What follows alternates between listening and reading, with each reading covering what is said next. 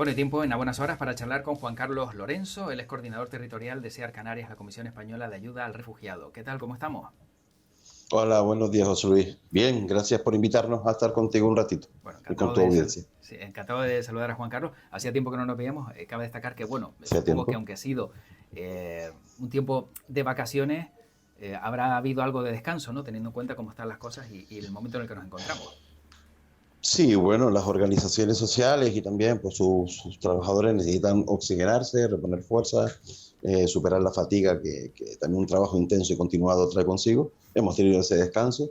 Las organizaciones siguen funcionando porque las realidades a las que dan respuesta siguen estando vigentes. Claro. Entonces, en ese caso, seguimos ahí digamos que con un trabajo estable e intenso.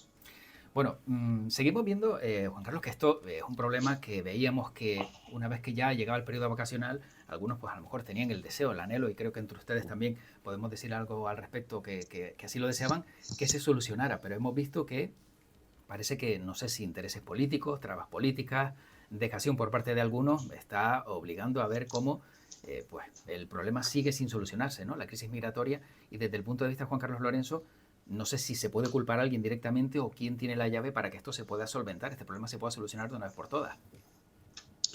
Bueno, yo creo que es complicado. Es decir, normalmente somos responsables de las decisiones políticas y de las decisiones de actuación que adoptemos, y ahí los poderes públicos o los gobiernos que ejercen esa acción, pues tienen responsabilidad con respecto a qué medidas pongan encima de la mesa para poder afrontar una realidad como esta.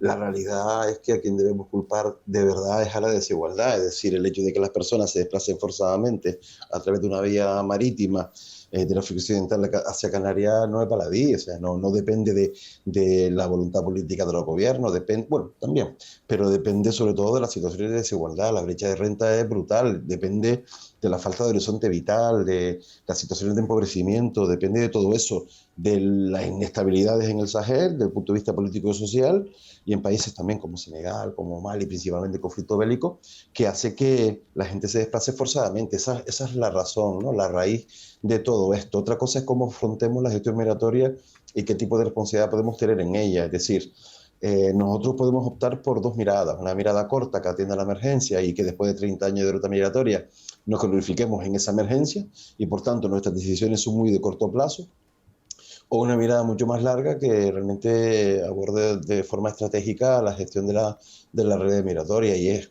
desde nuestro punto de vista, por donde deberíamos tender. Es decir, orientarnos hacia esas vías legales y seguras que evite que esas realidades que vemos en el día a día en los medios de comunicación, de personas que llegan desfallecidas, algunas llegan muertas, otras desaparecen, una red migratoria que es estable, estructural, intensa y con un nivel de dramatismo brutal, se sucedan. ¿Cómo podemos evitar eso?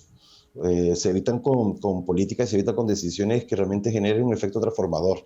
No se evita con parches o no se evita evitando que la gente salga, porque la gente va a seguir saliendo, porque la situación que les obliga a ellos no ha cambiado. Esa es la realidad. Por tanto, responsabilidades a un mundo que es desigual y que podemos hacer seguramente mucho más para que no lo sea, y por otro lado, las responsabilidades en qué tipo de políticas adoptemos, de mirada corta o de mirada larga. Hace muy poquito, el presidente del Gobierno de España, Pedro Sánchez, realizaba una gira por África para intentar Sí. solventar este problema. ¿Considera que ha sido un fracaso, un éxito esta gira o estas reuniones, teniendo en cuenta que parece que las embarcaciones siguen llegando, por ejemplo, a Canarias o el problema sigue viéndose también en lugares como Ceuta? Sí, bueno, todo lo que tiene que ver con esas actuaciones de diplomacia, ¿no? Esas actuaciones en el que buscan acuerdos de colaboración con países terceros, sobre todo aquellos países de origen, países de tránsito, países de salida de los flujos migratorios. Nosotros entendemos que está bien siempre y cuando contribuya de una manera significativa al desarrollo de los pueblos, porque al final, si estamos hablando, o no siempre nos tememos que el principal objetivo es el frenar la salida de esas personas, el establecer nuevamente un frenazo, ¿no? O de alguna manera impedir que la gente pueda salir y por tanto mientras más lejos esté mejor, sin ninguna o nula o al menos muy deficiente incidencia en cambiar las condiciones de vida de la gente. ¿Éxito o fracaso? Pues depende. En febrero, por ejemplo, vimos cómo el despliegue diplomático con el presidente del gobierno también y con la presidenta de la Comisión Europea, von der Leyen, trajo consigo, en Mauritania, trajo consigo pues una ralentización de los flujos que salen desde esas costas. Lo vimos muy claramente. El 8 de febrero fue la visita, a partir de o por ahí, a partir de la segunda quincena de febrero se ralentiza el flujo. Vale, ¿tiene efectos en la salida? Sí, pero ¿qué efectos son? Son efectos muy provisionalísimos, muy cortos en el tiempo, ¿no? Es decir, no, porque no generan ningún tipo de transformación ni de mejora de condiciones. La gente va a seguir saliendo porque eso no tiene impacto social positivo. Y por otro lado, en esta gira de actualmente, el establecer criterios de migración rural nos parece bien, nos parece que es una medida a tener en cuenta, pero por sí misma su impacto es limitado o relativamente anecdótico, no resuelve las situaciones de personas que necesitan protección internacional o personas que pertenecen a colectivos vulnerables, como son los niños y niñas no acompañados, o las personas mayores o personas que tienen algún tipo de enfermedad crónica, etcétera, etcétera. No resuelve esa realidad. ¿Tiene un impacto? Sí, pero siempre que se sume a otro tipo de cosas. Por tanto, el éxito pues puede ser relativo o puede ser insignificante. Es decir, colaborar y entenderse en relaciones de buena vecindad con los países africanos es una buena actitud y es una buena forma de afrontar la realidad. El hecho de que las medidas que se adopten estén principalmente destinadas a controlar los flujos, digamos, hace que no sean exitosas como pudiéramos pensar, o sea, y no creer que en ello va la solución de los problemas de la realidad, del desplazamiento forzoso. No es posible y no responde a eso. Eh, mm, no sé si entiende también Juan Carlos Lorenzo por qué no hubo también dentro de esa gira una visita a Marruecos, ¿no? Teniendo en cuenta que se visitaba a otros países africanos, ¿por qué Marruecos no estaba dentro también de esa visita? Entiendo que a lo mejor habrá cosas que se nos escapen a nosotros, o es que ya con Marruecos no hay nada más que hablar al respecto de este asunto. Con Marruecos siempre hay algo que hablar, ¿no? Y Marruecos es uno de los estados, entre comillas, llamados gendarmes a la hora de controlar los flujos migratorios que salen de sus costas. La realidad es que vivimos, sobre todo al final del año pasado, al principio del año 2024, y creo que lo estamos experimentando en estos últimos 15 días, esta última semana, es que la mayor parte de los flujos migratorios parten de costas mauritanas, alrededor del 50%, y seguidas de las costas senegalesas y gambianas. Es decir, cada vez son menos los flujos migratorios, aunque sí existen, hemos visto llegadas a Fuerteventura o Lanzarote en las últimas semanas, la salida desde la ruta del África Occidental o del sur de Marruecos. Por eso decía antes, es decir, si nuestra visión es sentarnos con aquellos países donde están saliendo mayor número de personas, es una visión puramente de externalización de fronteras, no es una visión de crear algo distinto que mejore la vida de la gente. No, o al menos no está en el primer lugar, ¿no? En las actuaciones desarrolladas y en los acuerdos adoptados. Marruecos siempre es un interlocutor válido y con Marruecos se han establecido convenios de colaboración muy sustanciosos desde el punto de vista no solo en el contexto de la seguridad o de qué manera refuerzo lo que tiene que ver con el control de los flujos, aportando tecnología, aportando material, aportando formación, sino también desde el punto de vista económico y comercial, de qué manera como Marruecos tenemos esos acuerdos que de alguna forma generan, ¿no?, un espacio mucho más factible para los productos marroquíes en el contexto de la Unión Europea. Creo que en esta vez nos hemos centrado en aquellos países donde estamos viendo que mayor número de personas sale. Por tanto, Claro. creo que la orientación y la motivación está clara. Es normal también que hayamos visto cómo llegaba un cayuco con, pues, no sé, pasajeros en su interior que eran de Pakistán, que eran sirios y pakistaníes, que también ha sido Sí, otra de las noticias que hemos visto este fin de semana. sí. No es normal. Es decir, mayoritariamente las personas que están llegando por la ruta canaria son principalmente malienses. Es decir, no olvidemos que en Mauritania hay alrededor de 200.000 personas malienses que huyen del conflicto que hay en el país, cada vez más recrudecido, cada vez más violento, cada vez más peligroso. Y por tanto tiene su lógica que que la mayor número de personas que salen sean malienses, seguidas de personas de Senegal, de Marruecos, de Gambia y también mauritanos, que tampoco era tan habitual. Eh, en esos flujos en el que el mayor número de personas pertenecen a esas nacionalidades, también se mezclan en ocasiones con personas de otras nacionalidades, incluso de origen asiático, como tú señalabas ahora, José Luis, personas pakistaníes y personas sirias. En un cayuco de 176 personas, un tercio eran pakistaníes y sirios. ¿Qué sucede en Pakistán y en Siria para que las personas huyan? Pues lo sabemos, ¿no? Situación de inseguridad, situación de conflicto bélico y una situación de empobrecimiento brutal, ¿no? Pero sobre todo, tema de inseguridad y daños colaterales como víctimas de un conflicto que principalmente se ceba en la población civil. ¿Por qué llegan al África Occidental para salir? Pues obviamente, si el resto tiene que ver con la lógica de la externalización de fronteras. Si cogemos puntos de salida en Libia y en Túnez y los blindamos de tal manera que las personas no salgan, las personas buscan una alternativa, buscan otro espacio del que poder salir, y el África Occidental está siendo uno de ellos. Por eso encontramos personas de Pakistán, de Siria, pero también encontramos personas en ocasiones somalíes, quizás en mucha menor medida, o personas de las Islas Comoras, etcétera, etcétera. Tiene que ver con una ruta se blinda, hay otras rutas que no es que se abran, sino que se intensifican. En este caso, la ruta canaria se ha intensificado en los últimos tiempos. Me gustaría también hablar con Juan Carlos Lorenzo de noticias que vemos, sobre todo muchos bulos, etcétera, etcétera, que hablan de barcos que cogen a todos estos migrantes, los dejan cerca de las costas en un cayuco, luego los llevan directamente al punto de origen. Se habla de prostitución, se habla de muchos casos que entiendo que ustedes que trabajan, ¿no?, con todas estas personas que llegan de otros lugares, de otros puntos del planeta, pues siempre pues es un trato injusto, ¿no?, cuando vemos noticias de este tipo y que en su mayor parte a lo mejor son intencionadas y malintencionadas, vamos a decirlo así. Sí, de alguna manera tú has señalado algo que no se ha verificado de ninguna de las maneras, pero que de alguna forma cala y forma parte del mensaje populista, xenófobo, excluyente y seguramente y sin duda estigmatizador. Es decir, no se ha verificado en todo este tiempo de ruta migratoria de 30 años que haya un barco nodriza que deje cercanos las costas canarias a embarcaciones más pequeñas, le hace cayucos, pateras o neumáticas. No se ha verificado, por tanto, es una noticia falsa. Por otro lado, todo lo que tiene que ver con los mensajes, ¿no?, que utilizan un relato estigmatizador, normalmente alarmista también, para generar una percepción desproporcionada en la propia ciudadanía, que se ve insegura. No digo con todas, pero sí que una parte de ella se ve insegura con respecto a la realidad que pasa, porque es un fenómeno que no comprende, porque las fuentes de información son nefastas, por decirlo de alguna manera, o no.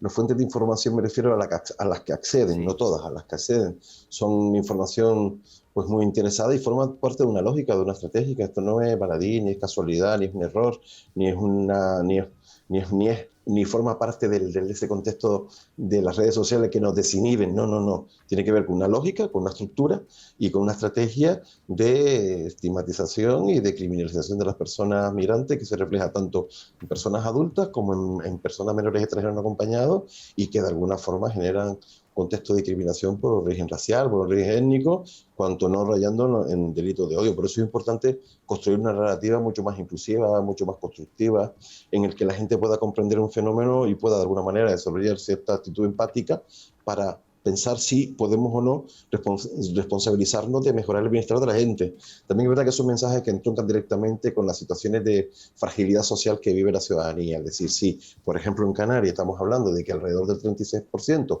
un tercio de la población, está en riesgo de exclusión social y pobreza, pues cuando vemos este tipo de realidades y este tipo de realidad que acogemos y de alguna manera también sostenemos desde el punto de vista de la inversión social, pues decimos, oye, ¿qué pasa con lo mío? ¿No? ¿Qué pasa con mis derechos? Claro, esa pregunta es totalmente legítima, la respuesta es equivocada, porque la culpa la tienen las personas migrantes que hacen que mis derechos se vean conculcados. No, te ves conculcado tus derechos porque en todos estos años Canarias padece, por ejemplo, una pobreza estructural brutal, y que ni siquiera grandes éxitos desde el punto de vista del sector turístico ha traído consigo desarrollo y crecimiento de mi estado de bienestar. Por tanto, quizás las razones las tenemos que buscar en otro sitio y no en las personas migrantes, porque al final no deja de ser procesos de competencia social del pobre contra el más pobre. Es Claro. terriblemente injusto.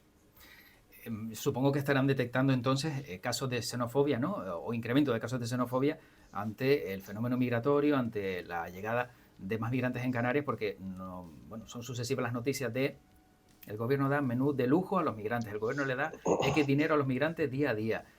Claro, todo esto, como dices, es un caldo de cultivo que pues se vuelve cada vez más contrario a lo que suele ser el perfil del canario, ¿no?, que siempre ha sido un perfil solidario al 100%. Sí, Canarias en términos generales es una sociedad de acogida, una sociedad bastante permeable a la diversidad. Bueno, en Canarias estamos hablando de que la diversidad cultural de las propias islas es histórica, con comunidades con las que tenemos contacto desde siempre. También nuestra propia situación hace que todo eso se vea de alguna manera intensificado, ¿no? Y Canarias, dentro de ese espacio tricontinental en el que vivimos, somos sociedades permeables y acogedoras y socialmente solidarias. También es verdad que hay mensajes que se reproducen en los medios de comunicación, pero no siempre, pero no son los medios de comunicación los que generan el mensaje. Cuando un medio de comunicación se hace eco, o cualquier canal de comunicación se hace eco de un mensaje populista, estigmatizador, criminalizador y demás, dentro de esa estrategia de comunicación estigmatizadora, interesada y construida, pues claro, si solo leemos números, si solo leemos situaciones de poner en referencia, en competencia unos con respecto a otros, pues no tenemos otro elemento de valoración y por tanto se generan ese tipo de cuestiones. También es verdad que la propia clase política debería intentar explicar mejor las situaciones que se producen. Cuando se va a abrir un centro de acogida en un municipio concreto, en un lugar concreto, no es el gobierno de Canarias o no es la administración del gobierno del Estado quienes van a estar allí en el desarrollo del día a día. No, es el propio municipio con su ayuntamiento, con sus vecinos y vecinas. Por tanto, es bueno explicar las cosas. No digo que tengamos que pedir todos los permisos habidos por haber, pero sí que es bueno explicar las cosas para que la gente pueda entender. Incluso así, hay gente que no lo entienda, pero al menos da la oportunidad de que la gente pueda comprender qué es lo que se va a hacer o no. Y sobre todo, hay algo que funciona muchísimo y es que cuando tú pones rostro en las realidades, nuevamente se produce cierta cercanía emocional con respecto a la persona que migra y al entorno que acoge a la comunidad. Y eso funciona muy bien. Normalmente desmonta muchos mitos, muchos prejuicios, muchos estereotipos, lo que tú señalabas antes, ¿no? Desmonta también todos los bulos. Aquí hicimos en SEAR una experiencia muy concreta de un curso de formación para personas migrantes, jóvenes, y un curso de formación para personas perceptoras de IMV. Coincidieron en el tiempo, Canarias.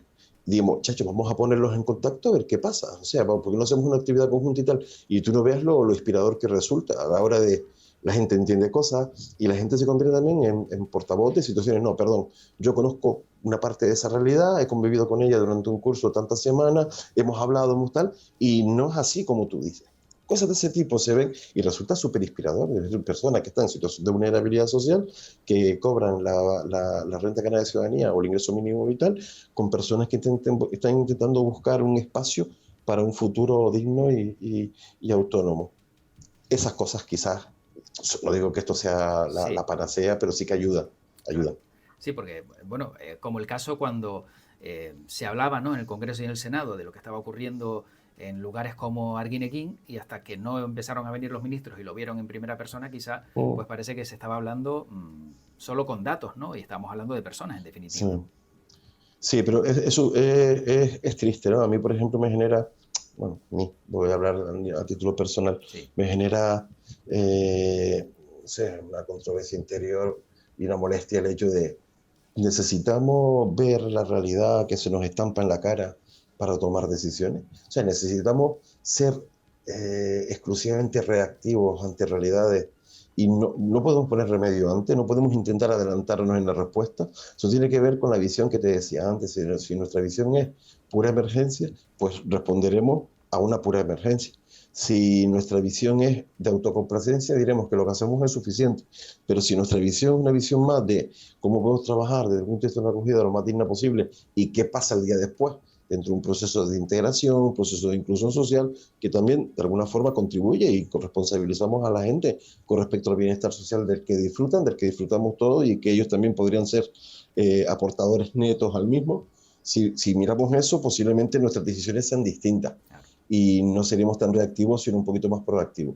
Es verdad que hablar es fácil y no quiero generar esa sensación de, bueno, de TCA se saben, no sabemos la fórmula, pero sí sabemos un poco el camino. Y el camino seguramente es un camino que se construye de otra manera y no un camino que se construye, digamos que poniendo una baldosa allí donde no hay. Posiblemente tengo que mirar un poquito más lejos y posiblemente tengo que mirar, o sea, de alguna forma ponernos de puntilla y mirar por encima de la valla y decir, a ver, qué es lo que viene, qué es lo que hay que hacer, en qué podríamos incidir, cómo podemos proponer cosas. No sé si lamentan, o en este caso lamentan que desde el gobierno de España no se saque un decreto ley teniendo en cuenta que el trámite parlamentario no prosperó para que la distribución de menores migrantes sea algo rápido y urgente como precisa Canarias. Para nosotros fue descorazonador y no genera cierta controversia organizacional el hecho de que en su momento no se tomara ni siquiera en consideración la proposición de ley para la reforma del artículo 35 y establecer ese modelo de distribución vinculante, equitativa, equilibrada en todos los territorios y en todas las comunidades autónomas del Estado español. Te, te, te, te frustra, es decir, se ha trabajado muchísimo, se ha hecho mucha incidencia, se ha hablado mucho, pero a lo mejor no se ha hablado lo suficiente y siempre hay una mejor manera de generar esa interlocución política para poder llegar a un mejor texto incluso. Nos frustró que no se tomara en consideración porque hemos perdido mucho tiempo. Si hubiéramos tomado en consideración, posiblemente en este mes de septiembre, esa proposición de ley se habría convertido en ley. El decreto ley es una fórmula que se puso encima de la mesa y es verdad que permite a un gobierno adoptar X decisiones por una cuestión de interés público y también por una situación de emergencia y a partir de ahí al mes convalidarlo en el Congreso. Sucede también que de alguna forma podría haber sido visto el decreto ley como cierta actitud de imposición por parte del gobierno del Estado y eso en un contexto de negociación pues entiendo que no es la mejor manera y por otro lado si no tienes los apoyos, si sabes que no estás teniendo los apoyos para poder convalidar ese decreto a los 30 días, que decaiga sí que sería el acabose del mismo, de lo que es la propuesta. Entonces, la proposición de ley no nos parece que haya sido el mal camino, lo que nos parece mal es que no tengamos la voluntad y la valentía política como para poder sentarnos a dialogar y a ver qué tal. No olvidemos que por mucho que se adopte a nivel estatal una medida de este tipo, son las comunidades autónomas las que lo tienen que implementar. Por tanto, el tener la adhesión de las mismas es imprescindible, porque son ellas las que van a protagonizar y van a ser las titulares de un modelo de intervención concreto en su territorio. Por tanto, esto requiere de seguir en una negociación, de mantener la intensidad y que de alguna manera apelemos a la responsabilidad de los propios partidos políticos y de las comunidades autónomas para poder adoptar una medida que para SEAR, y yo creo que para mucha gente, no solo para SEAR, pero ya que estamos hablando con SEAR, pues te digo que para SEAR es la única manera, la única vía, creo que vemos que viable, ¿no? Y de alguna manera sostenible para poder realizar un trato igualitario de los derechos de la infancia por un lado y podemos oxigenar el sistema que nos permita pensar más allá que en su tasa de necesidades básicas y cuidar la convivencia. Tenemos que ir mucho más allá. Y eso solo nos va a dar un sistema de distribución, de derivación vinculante en todo el territorio español. No hay otra, claro. Porque no hay sitio y no hay profesionales. Las organizaciones entiendo que están fatigadas o en proceso de fatiga y un gobierno de Canarias que tiene de muy difícil gestión y operatividad el poder seguir, pues, de alguna forma, sosteniendo el sistema de protección de personas menores y extranjeras no acompañadas. Bueno, para ir acabando muy rápidamente, sí. ¿Es lógica la postura del Partido Popular en Canarias, teniendo en cuenta el problema que lo vive en primera persona, ¿no? De todas estas personas que llegan, ¿no? Y que la distribución de menores migrantes pues está haciendo que islas como el Hierro se vean colapsadas, pero luego a nivel nacional no alce la voz y a lo mejor pues no presione un poquito más para que el Partido Popular se sume, ¿no? a ese apoyo parlamentario? Es complicado. Yo he escuchado a representantes del Partido Popular en Canarias que comparten un gobierno de Canarias con Coalición Canaria decir claramente que la reforma legal es la reforma. De hecho, hoy, si no me equivoco, se reúnen los diferentes grupos parlamentarios del Parlamento de Canarias con el presidente y entre ellos hay unidad de acción, obviamente sin el partido de extrema derecha. El resto hay unidad de acción y están claros. ¿Cómo trasciende ese mensaje desde Canarias a la visión del Partido Popular a nivel estatal? Es complicado. Es complicado porque también nos encontramos en un contexto de polarización y de tacticismo político que no ayuda. O sea, da la sensación de que en ocasiones estamos intentando ocupar un espacio que ocupan otros, pero que es un espacio lesivo para los derechos de las personas. Entonces, no sé, es complicado. Es complicado y yo veo que en ese sentido el mensaje no es exactamente igual o no goza de la misma coherencia. Yo creo que, así que animo, ¿no? Y que invitó al Partido Popular en Canarias a mantener la intensidad con sus interlocutores en el partido a nivel estatal para que de alguna forma podamos ser más conscientes, más responsables y sobre todo avanzar.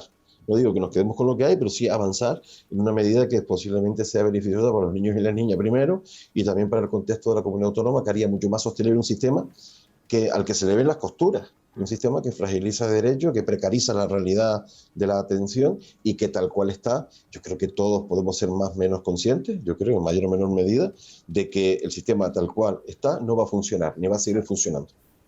Bueno, vamos a ver qué ocurre. Como bien decía Esperemos. Juan Carlos Lorenzo, Fernando Clavijo reunió hoy el Pacto Migratorio. Vamos a ver qué sale de esa reunión. Y Juan Carlos, para acabar, nos hemos olvidado los canarios de que nosotros también buscamos una mejor vida en otros lugares, como pudo ser Venezuela o Cuba en su momento. Bueno, yo creo que no nos hemos olvidado. Quizás como sociedad, eh, yo creo que somos muy conscientes de lo que hemos hecho. O sea, cuando aquí solo había gofio para comer, y te lo digo por experiencias propias familiares, teníamos que salir a buscarnos la vida en otros sitios, Cuba, Venezuela, Argentina también y demás. Y esa realidad, pues a pesar de ser lejana, está muy presente. Está muy presente y eso también nos hace a los canarios ser de una manera especial y analizar la realidad de una manera especial y cómo gestionar la realidad migratoria que vivimos de una manera especial, porque salen las conversaciones.